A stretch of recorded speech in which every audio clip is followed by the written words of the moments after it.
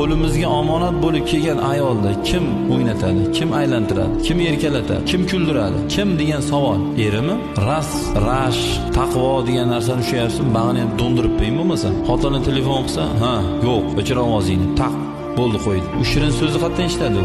1 yil, 2 yil, 3 yil, 5 yil. Bitta shirin so'z bilan o'sha xotin aldanadi. Bitta shirin so'z bilan bo'ldi, xotinni berib qo'yadi o'sha. Nimaga? Chunki ayol erkakdan xohlagan narsani eridan topa olmayaptimi? Kimdadir ko'rsa ketdi o'shang. Er bo'lib, ha, siz oila qurganiga 12 yil bo'ldi. Bir marta padarka bermagan. Qana er u?